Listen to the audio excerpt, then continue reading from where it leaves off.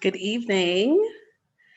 Welcome to the Gospel According to the Pussy Pastor. I want to jump right in with today's sermon title, which is Healing from the Jezebel Myths. So let's jump right in. I want to begin with a reading from 2 Kings chapter 9, beginning at the 30th verse.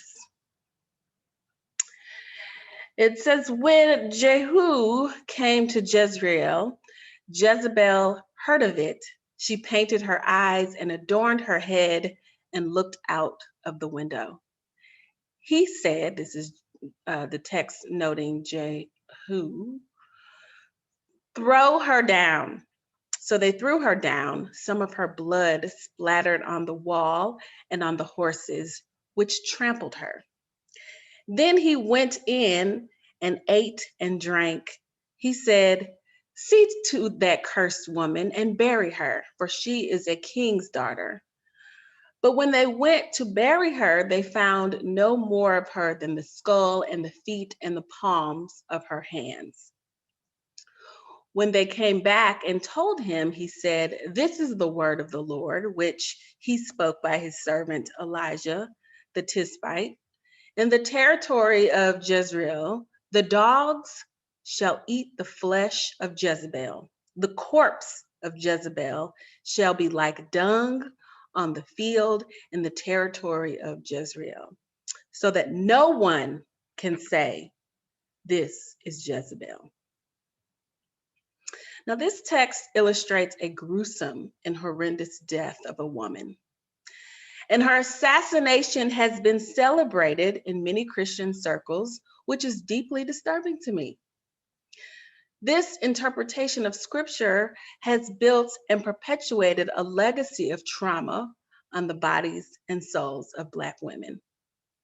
That's my argument for today. And the part of my call to heal by uniting our sexual selves with our spiritual identity is to interrogate scriptures which have been interpreted to crush our divine essence. And for Black women, the narrative around Jezebel is layered. So I want to talk about 3 different narratives, first beginning with the 2 Kings Jezebel narrative. So Jezebel did what Black people did in the Americas after being abducted from their native land. Across the diaspora, you can see remnants of African religion, culture, and customs, whether it be Black Christianity, Islam, Vodou in Haiti, Santeria in Cuba, Candomblé in Brazil, and others. Jezebel's chief sin was the hybridity of her Phoenician religion with Ahab's Yahwistic religion. This is the reason Jezebel is painted as a seductress in the history of Israel. She was expected to take on the religious and cultural identity of her husband, but she did not. And that sounds like the spirit of Black people to me. We were told to take on the name and identity of our oppressors, and we are still encouraged to assimilate into white cultural norms. Jezebel's culture was to worship Baal, which is a masculine god, and Asherah, which is a feminine goddess. She certainly was raised to honor the deities of her native land, and she steadfastly remained true to her identity, even as the wife of an Israelite. And the Israelites worshiped in the one true God, which was a masculine God. Well, you may ask, well, why did she marry him? Jezebel's marriage to Ahab was a political alliance, as most royal marriages were in those days. Most marriages, whether they were royal or not, were political alliances, business arrangements. This concept of marriage and love did not exist in the ancient Near East and is relatively new in the world. Jezebel was a Phoenician princess, and Ahab was in succession to be the king of Israel. Jezebel came for money. I said she was a Phoenician princess. The Phoenician coast was a profitable area, scholars note, unlike where the Israelites resided. This alliance promised economic and cultural development, which would increase the standard of living and achieve this bustling international trade accompanied by protection against invaders. So, as an outcome of this union between Jezebel and Ahab, Israel gained access to the Phoenician ports, and Phoenicia gained passage through Israel's central hill country in Transjordan. Israel wanted her family's resources and access, but hated her. I want what you have, but I don't want you. This is the experience of Black people living in the US. Our swag, our dance, our culture, our mannerisms are copied and co-opted, but the people who embody this majestic essence are despised. Jezebel represents a view of womanhood that is opposite of the one decorated in characters such as Ruth the Moabite, who is also a foreigner. So we have just a distinction between Jezebel and Ruth, who are both foreigners. The reason why Ruth is decorated is that she surrendered her identity and submerged herself in Israelite ways. She adopted the religion and the social norms of the Israelites and is universally praised for her conversion to the one God. Jezebel embodied all the elements of the perfect scapegoat. And in order to destroy a woman's reputation, the tactic was similar then as it is today. You disempower her and you sexualize her. She was presented over and over again as a harlot. Now, nowhere in the Bible are there any actions that indicate that she was a harlot in the sexual sense. And being a sex worker is not a sin, as we highlighted last week when we discussed Rahab, which I will link that video after this.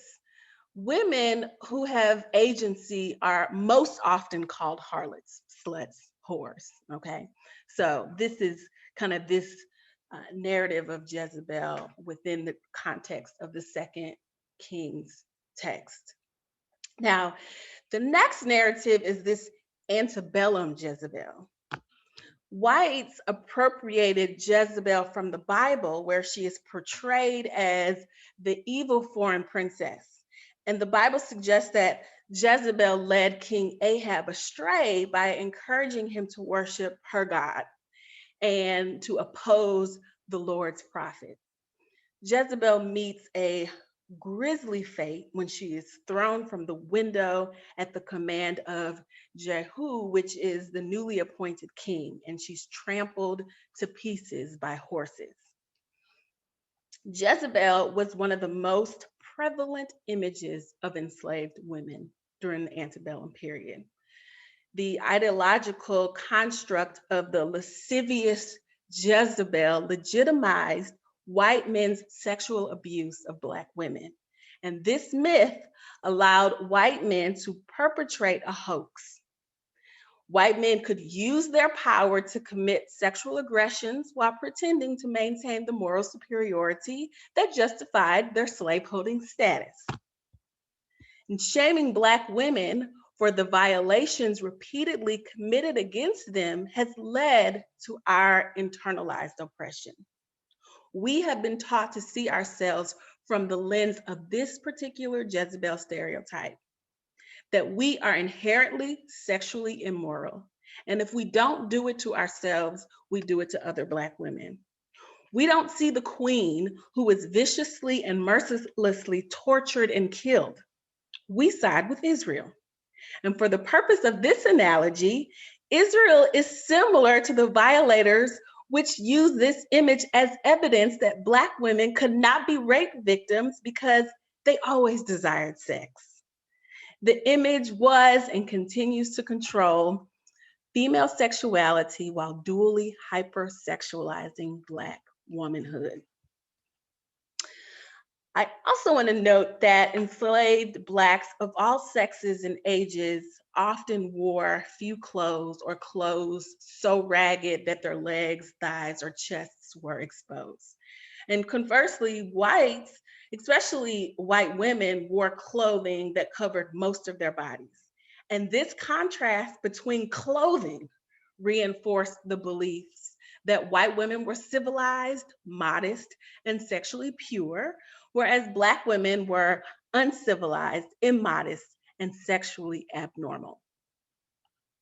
So that's some of that narrative around Jezebel during the antebellum period. Now, this third point that we'll end on is the religious Jezebel narrative.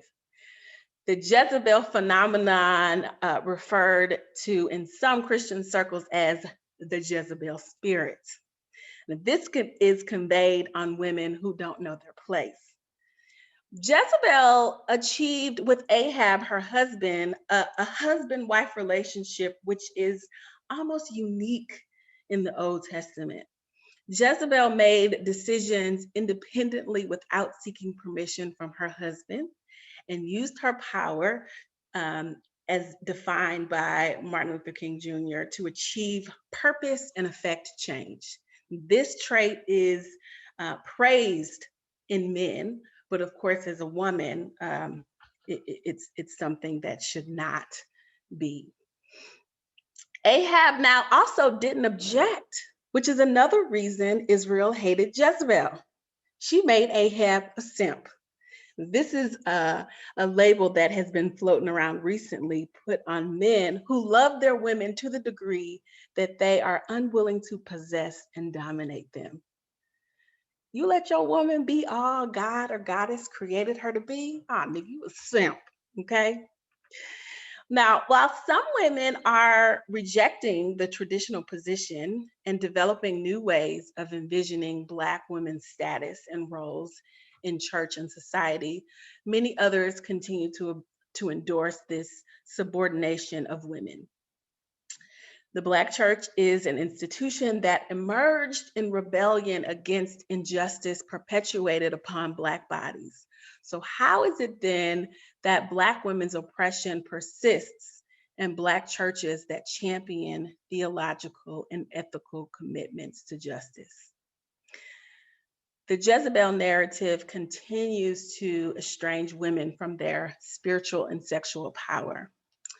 In some churches, women's bodies are policed and arrested with sheets to cover exposed skin, as it should not tempt nor distract male parishioners.